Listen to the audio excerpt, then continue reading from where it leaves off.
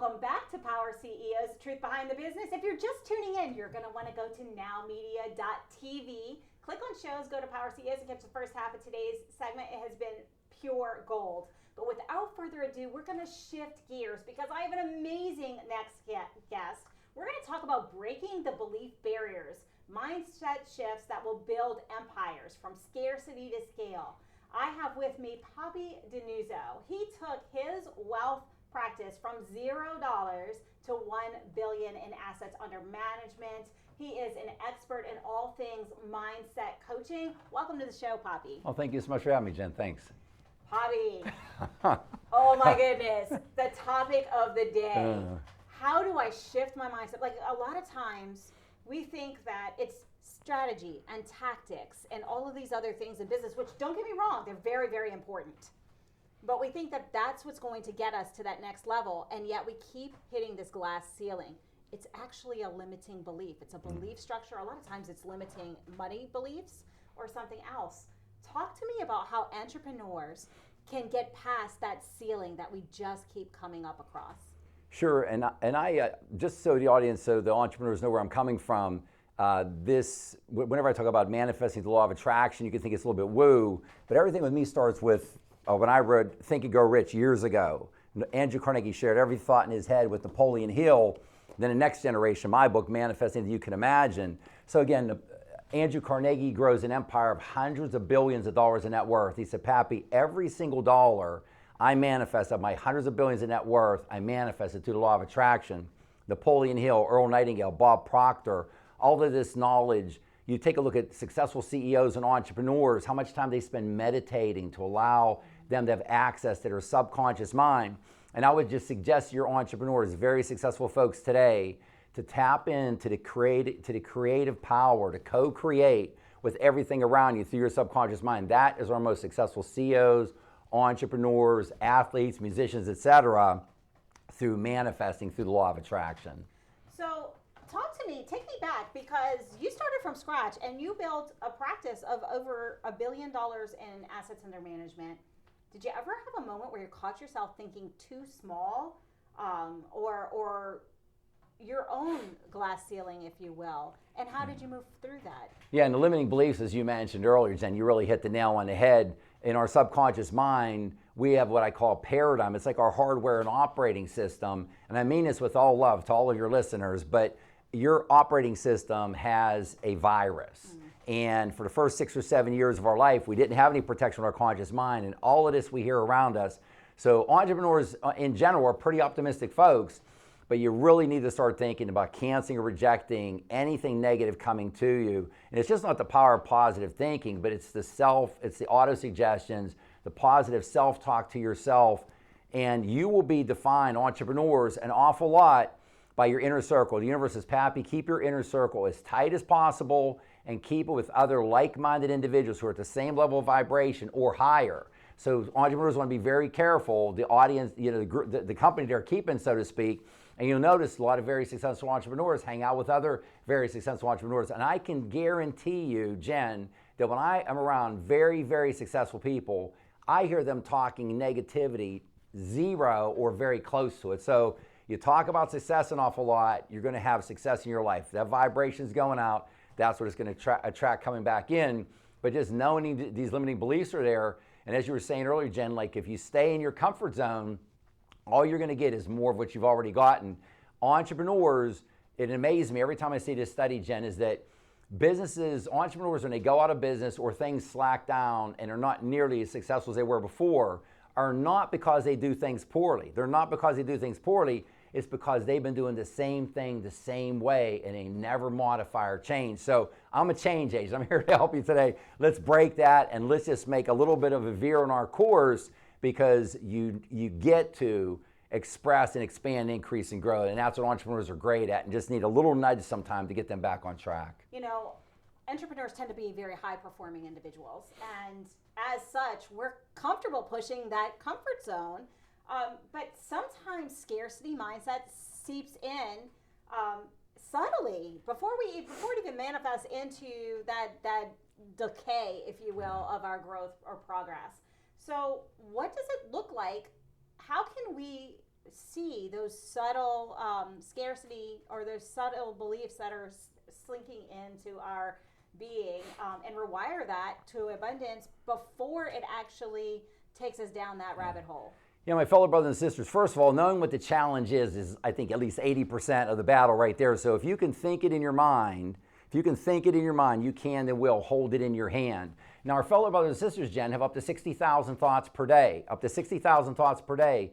What percentage of those are negative? 80%.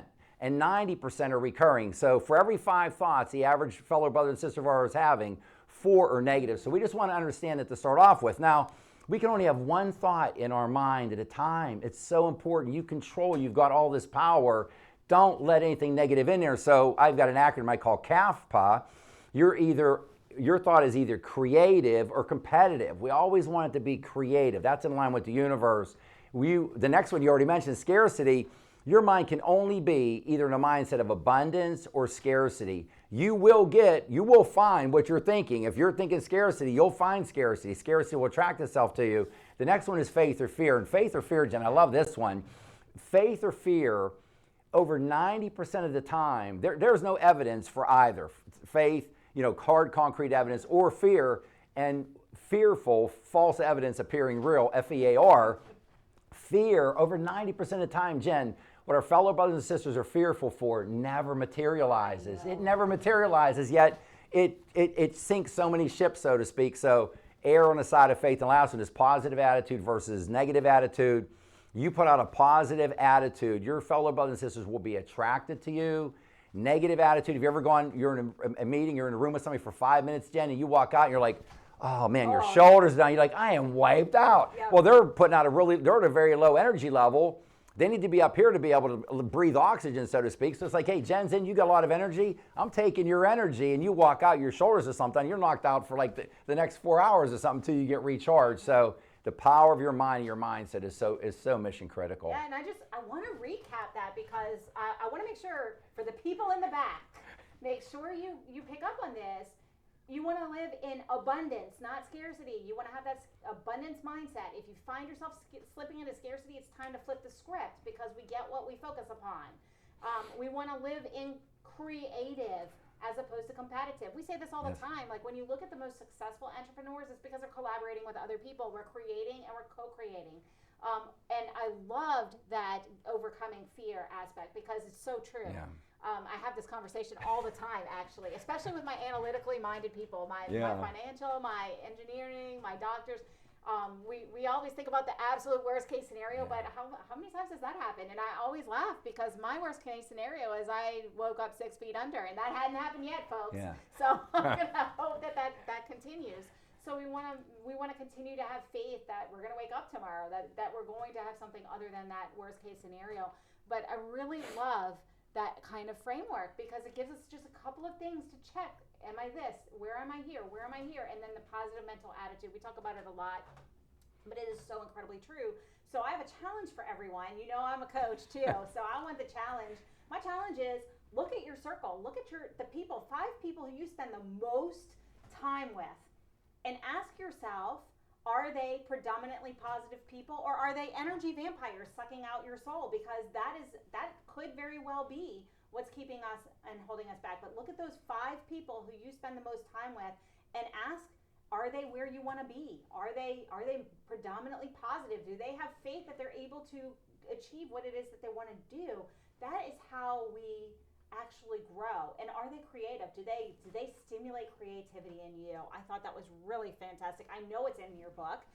So in case people are interested, how can they learn more about this particular framework that you have? Maybe pick up your book? Sure. And I start off with, Jen, everything's free with me because I'm here to help my fellow brothers and sisters be as successful as they can. If you go to my website, Papi Mindset Coach, P-A-P-I, mindsetcoach.com, I have free ebooks. I have it in English and in Spanish and Espanol. And then I also have a free 7-day challenge.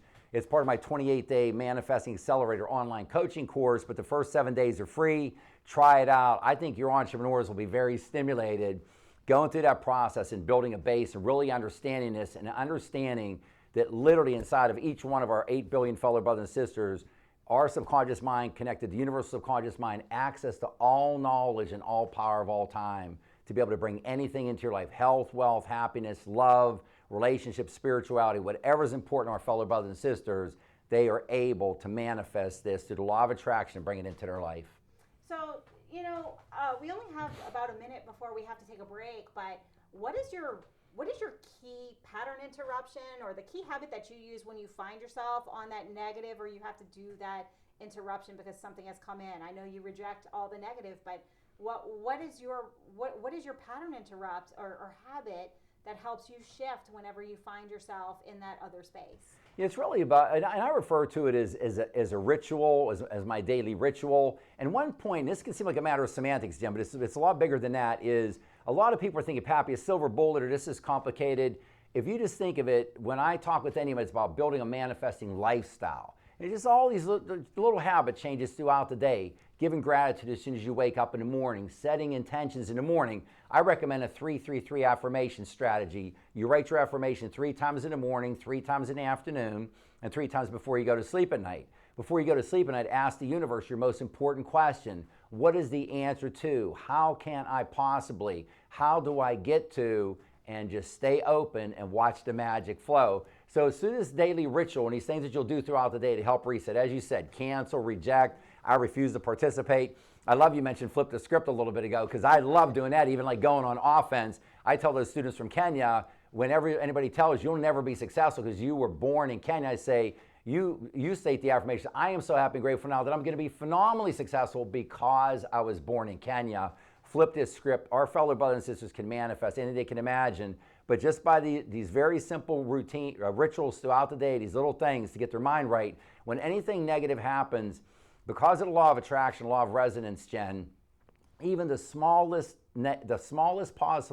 positive thought, just the smallest positive thought, what's going to happen next, because of the law of resonance, it's going to attract something else positive in. So my fellow brothers and sisters, you don't need to completely reinvent the wheel or like have something dramatic positively happen. When you're going through it, just collect yourself. Again, it could be through, you can maybe through meditation. Here's some breathing. It doesn't have to be fancy. It could be just getting out, going for a walk around the block, so to speak. The sun is so good for us. It's so healthy. Just get outside for even 2, 3, 4, 5 minutes. But just that little reset can be so powerful to change your day around and get you back into positive, and then you're attracting positive back into you. Fantastic. Unfortunately, we do have to take a brief break, but that's your cue. Do something. Take a deep breath. Get yourself shifted to that positive. Change your psychology. Change your physiology to change your psychology. We'll be right back after these messages.